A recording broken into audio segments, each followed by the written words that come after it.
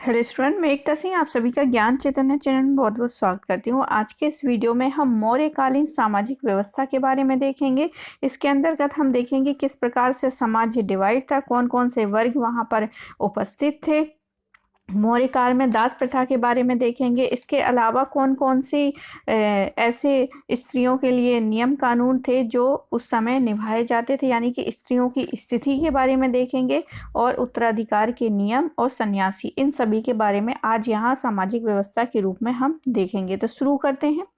कौटिल्य के अनुसार वर्ण व्यवस्था की सामाजिक संगठन का आधार थी, यानी कौटिल्य के अनुसार जो है, कौटिल्य कहते हैं कि वर्ण व्यवस्था क्या है, सामाजिक संगठन का आधार थी। अतः प्रत्येक वर्ग की स्थिति और उनके कर्तव्यों का ब्यौरा जो है, कर्तव्यों की जानकारी हमें अर्थशास्त्र में मिल जाती है। वस्तुतः बुद्ध युग में पशु चारण व्यवस्था एक ग्रामीण व्यवस्था में ढल चुकी थी, यानी कि बुद्ध युग से देखें जो पशु चारण व्यवस्था थी, अब जो पशु चराने की व्यवस्था थी, मतलब पशुओं पर डिपेंड थे लोग, अब वो एक ग्रामीण व्यवस्था में ढल चुकी थी। किस काल में? मौर्य काल में। इस काल में वाणिज्य तथा व्यापार का भी विकास हो चुका था। तो धीरे धीरे क्या है, अब व्यापार क्या है, ज़्यादा से ज़्यादा यहाँ पर देखने को मिल रहा है। तो व्यापार और वाणिज्य क्या हो चुका था, यहाँ पर विकसित, यानी विकास उसका हो चुका था। परिणाम स्वरूप एक सक्षम व्यापारी वर्ग का उदय हुआ। बौद्ध साहित्य, अब यहाँ पर कुछ बौद्ध साहित्य की बात कर लेते हैं, जहाँ पर चतुर्वर्ण व्यवस्था को भिन्न तरीके से बताया गया है। तो खत्तिय यानी कि क्षत्रिय, बामन यानी कि ब्राह्मण। तो बामन अभी भी कहीं कहीं ये शब्द यूज करते हैं ब्राह्मणों के लिए। वैश्य मतलब वैश्य हो गया। शूद्र यानी कि शूद्र। तो यह हमें बौद्ध साहित्य में प्रचलित चतुर्वर्ण व्यवस्था हमें देखने को मिलती है। यह इस बात का द्योतक है कि बौद्ध ग्रंथों में ब्राह्मणों को क्षत्रिय से नीचे दर्जा दिया गया है। तो यहाँ पर क्षत्रिय सबसे पहले है, उसके नीचे क्या है, ब्राह्मणों को दर्जा दिया गया है। ये किसके अकॉर्डिंग है? ये बौद्ध साहित्य के अकॉर्डिंग है। और कौटिल्य के अर्थशास्त्र में पुनः ब्राह्मणों को सर्वोच्च स्थान पर प्रतिष्ठित कर दिया गया। तो मेगस्थनीज ने भारतीय समाज को 7 जातियों में विभाजित किया है। तो यहाँ से क्वेश्चन पूछता है, एग्जाम में आता है कि मेगस्थनीज ने भारतीय समाज को कितने भागों, कितनी जातियों में डिवाइड किया है? तो 7 जातियों में डिवाइड किया है। अब ये 7 जो जातियां हैं वो कौन कौन सी हैं? दार्शनिक, किसान, शिकारी एवं पशुपालक, शिल्पी एवं कारीगर, योद्धा, निरीक्षण एवं गुप्तचर, आमात्य और सभासद, पार्षद, सलाहकार। ये सारे के सारे जो थे मेगस्थनीज के अनुसार भारतीय समाज को उन्होंने डिवाइड किया था 7 जातियों में। वस्तुतः मेगस्थनीज ने भारतीय सामाजिक व्यवस्था का पुनर्निर्माण पेशों के आधार पर किया, मतलब जिन लोगों का जैसा पेशा था उसी के आधार पर समाज को डिवाइड उन्होंने कर दिया। कुछ इसी तरह से हेरोडोटस ने मिस्री समाज का भी विभाजन किया था।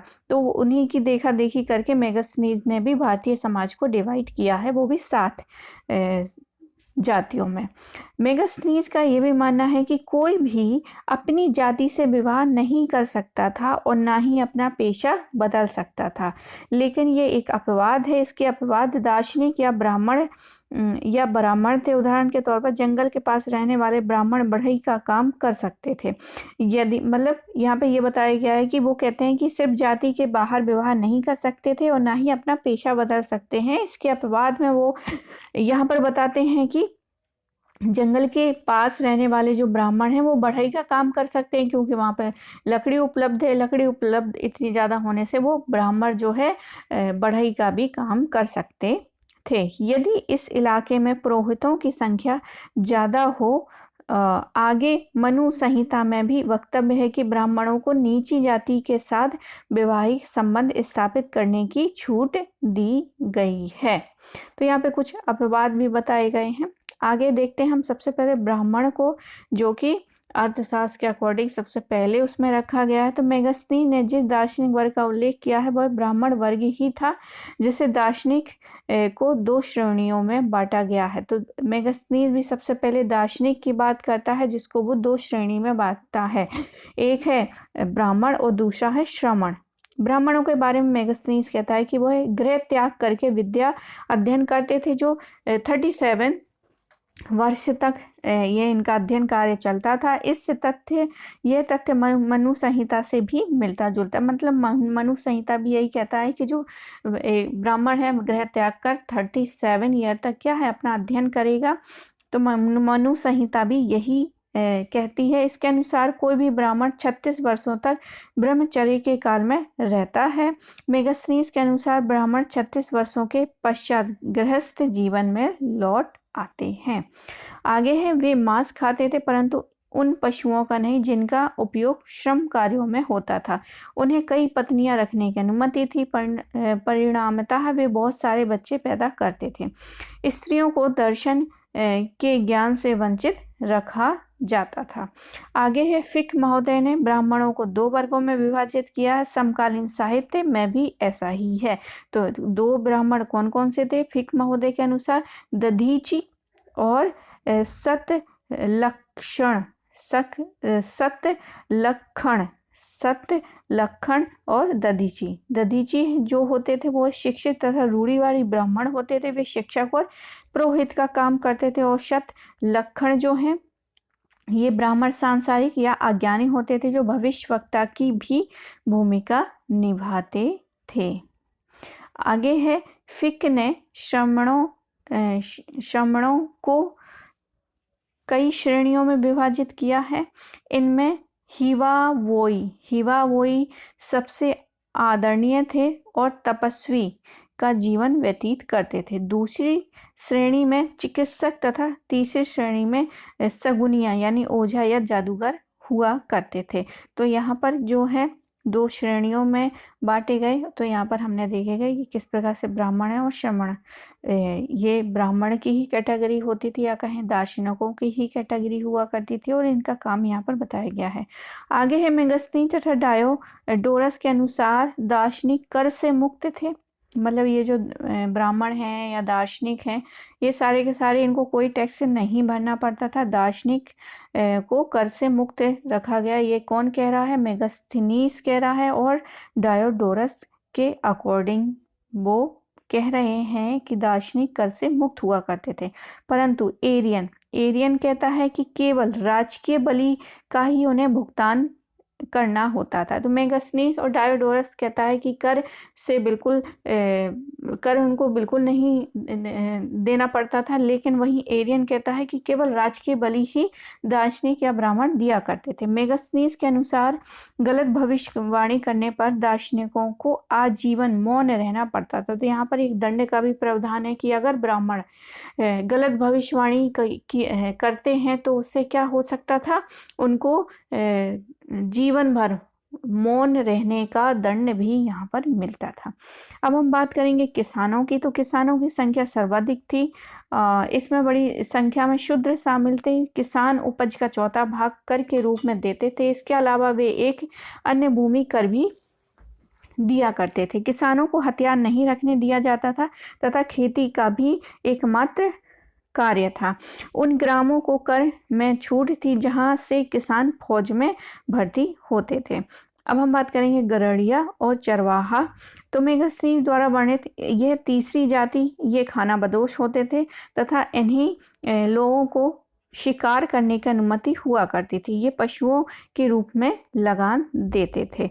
अशोक ने अपने 5वें स्तंभ शिलालेख में इन पशुओं का नाम गिनाया है जिनका वध नहीं किया जा सकता था। तो अर्थशास्त्र में बद्ध गृह के संबंधित अध्याय में उन पशुओं तथा जानवरों की सूची है जिन्हें उत्पीड़न से बचाया जाना चाहिए। इसमें मनुष्य के आकार वाला जानवर यानी कि बंदर को कोई उत्पीड़न नहीं देना चाहिए तथा तमाम प्रकार की मछलियां भी इसमें शामिल थी।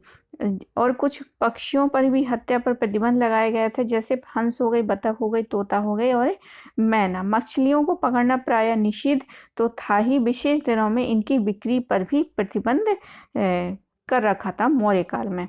अर्थशास्त्र में मछली को खाद्य पदार्थ माना गया है। यहाँ इसके सामरिक उपयोग की भी चर्चा की गई है। कभी कभी मछलियों को जहर देकर शत्रु के जल में छोड़ दिया जाता था। आगे है शिकारी तथा मछुआरे की चर्चा कंधार शिलालेख में हुई है। तो मछुआरे और शिकारी की चर्चा अगर पूछे जाए किस शिलालेख में हुई है तो कंधार शिला अभिलेख में हुई है। कौटिल्य द्वारा चारों वर्णों का व्यवसाय निर्धारित किया गया है। तो कौटिल्य कहते हैं कि जो चार वर्ण हैं उनका व्यवसाय क्या है, निर्धारित होता था। अर्थशास्त्र के अनुसार शूद्रों को शिल्पकला एवं सेवा वृत्ति के अतिरिक्त कृषि, पशुपालन, वाणिज्य की अनुमति दी गई। इसको सम्मिलित रूप में वार्ता कहा गया है। आगे सबसे पहले गौतम धर्म सूत्र में वार्ता को शूद्रों का वर्ण धर्म बताया गया है। मनुस्मृति में भी शूद्रों को संपत्ति का अधिकार दिया गया है। अर्थशास्त्र में शूद्रों को आय कहा गया है तथा उन्हें म्लेच्छों से भी भिन्न बताया गया है। ये भी कहा गया है शूद्रों को दास नहीं बनाया जा सकता, जबकि म्लेच्छों की संतानों को दास के रूप में बेचा या खरीदना क्या है, गलत नहीं था।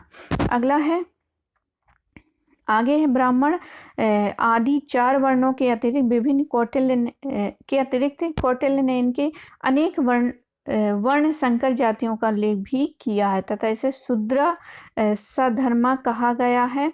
इस प्रकार के लोग थे जैसे अम्बष्ठ यानी कि ब्राह्मण पिता हो और वैश्य माता से उत्पन्न पुत्र को अम्बष्ठ कहा गया। निषाद या पराशव यानी ब्राह्मण पिता और शूद्र माता।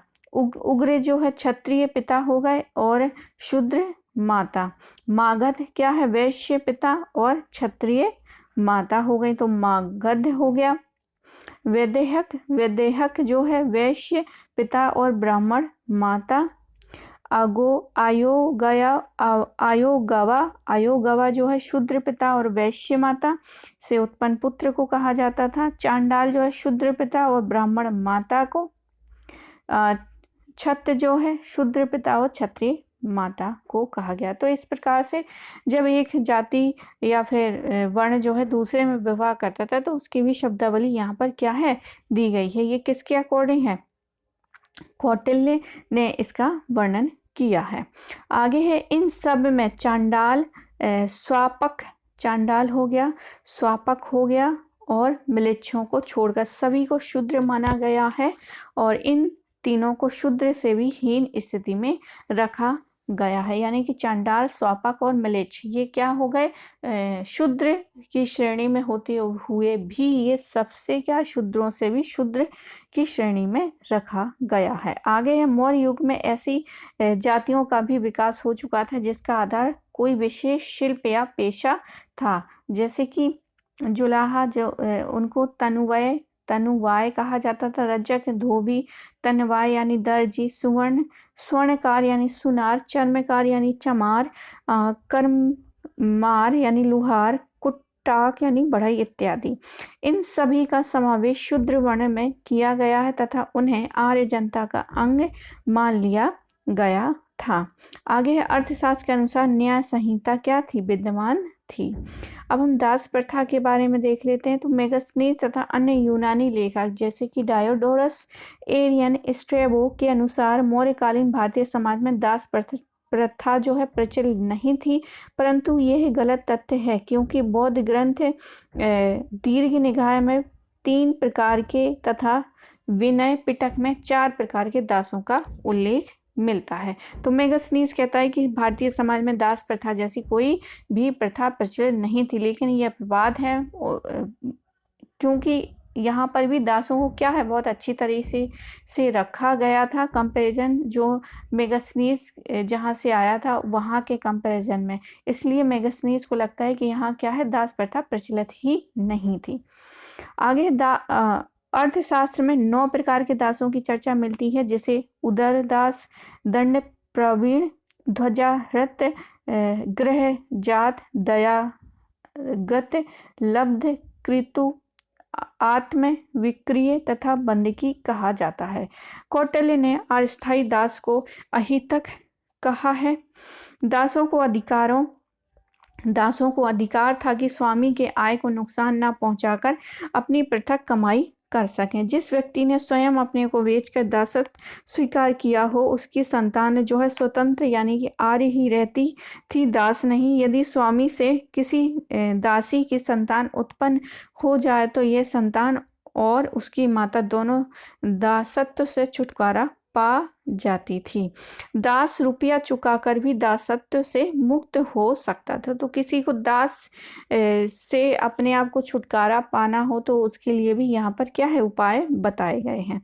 अब हम बात करेंगे स्त्रियों की दशा की कि मौर्य काल में किस प्रकार से स्त्रियों की दशा यहाँ पर हमें देखने को मिलती है। तो बुद्ध युग की तुलना में इस युग में स्त्रियों की स्थिति कुछ अच्छी हुई क्योंकि विधवा विवाह एवं नियोग की अनुमति दी गई। तो यहाँ पर विधवा विवाह अलाउ किया गया और नियोग की प्रथा भी अलाउ की गई थी।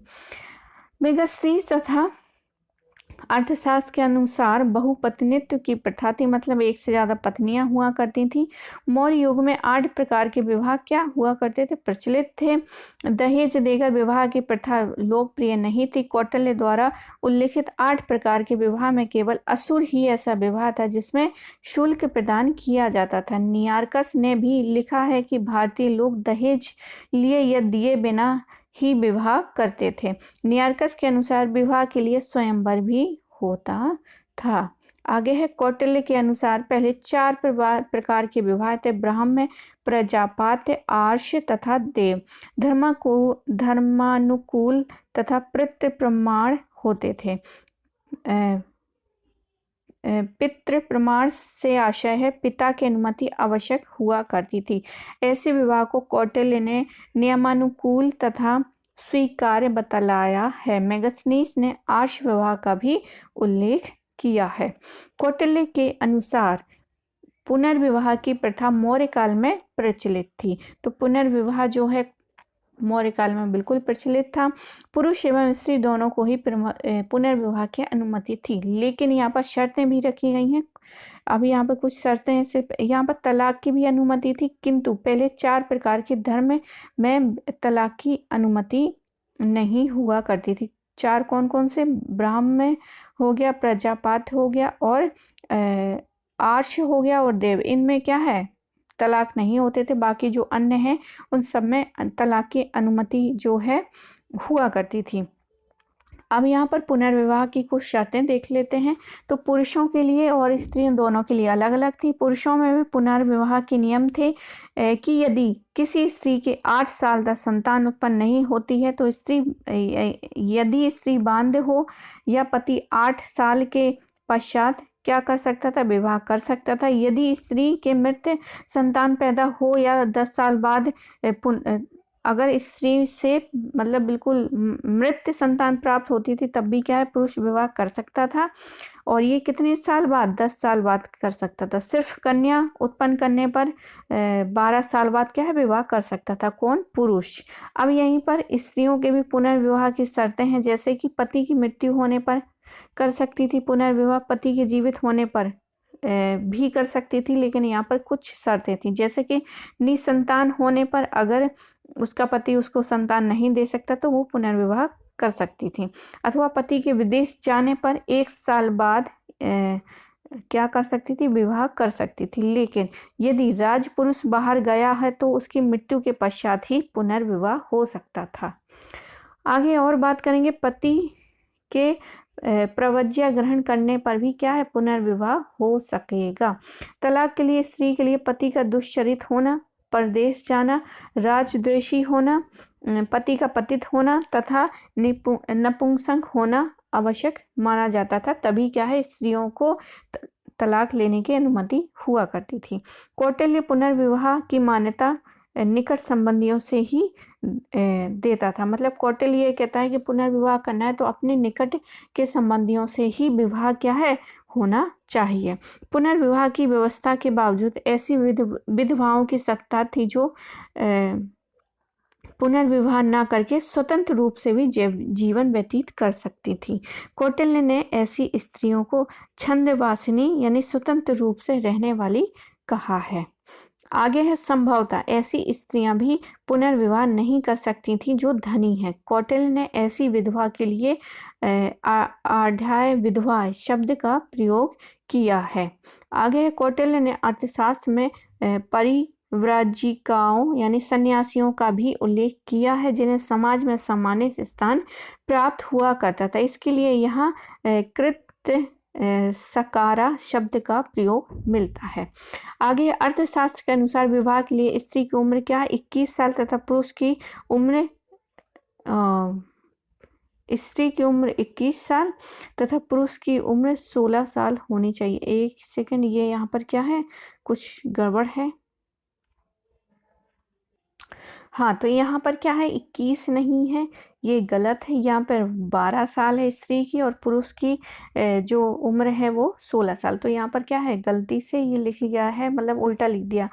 12 लिखना था, 21 लिख दिया। तो 16 जो है वो पुरुष की और 12 जो है वो स्त्री की उम्र हुआ करती थी। स्त्रियां प्रायः विभिन्न पेशों से क्या है दूर रहती थी, परंतु बुनाई के पेशों में स्त्रियों की अधिक भागीदारी हुआ करती थी। संभ्रांत परिवार की घर की स्त्रियां प्रायः घर के अंदर ही रहती थी। उन्हें कौटिल्य ने अनिष्कासिनी कहा है। आगे इस काल में सती प्रथा प्रचलित नहीं थी, परंतु यूनानी इतिहासकारों के अनुसार सैनिकों की स्त्रियों में इस प्रथा का प्रचलन था, परंतु तत्कालीन ब्राह्मण बौद्ध जैन से इसकी पुष्टि नहीं होती है। आगे स्वतंत्र रूप से वेश्यावृत्ति करने वाली स्त्रियां जो है रूप जीवा कहलाती थी। इनसे राज्य को आय प्राप्त होती थी। राज्य गणिकाओं के प्रशिक्षण पर खर्च करता था और वैसी गणिकाएं राज्य के नियंत्रण में कार्य करती थी। अगर वे मुक्त होना चाहें तो उन्हें राज्य द्वारा खर्च की गई राशि का 24 गुना भुगतान करना होता था। गणिकाओं का निरीक्षण जो है गणिकाध्यक्ष करता था। नगरों में नाट्य संस्थाएं भी सक्रिय थी। स्त्री एवं पुरुष दोनों कलाकार रंगोपजीवी तथा रंगोपजीवनी कहलाते हैं। अब हम बात करेंगे उत्तराधिकारी के नियम की। तो माता पिता के जीवित रहते पुत्रों को संपत्ति पर कोई अधिकार नहीं मिलता था। पिता की संपत्ति केवल पुत्रों को अधिकार में मिलती थी, परंतु पुत्रहीन होने की स्थिति में पुत्रियों की संपत्ति प्राप्त हो सकती थी, परंतु पुत्रियों के साथ मृतक के भाइयों को भी हिस्सा मिलता था।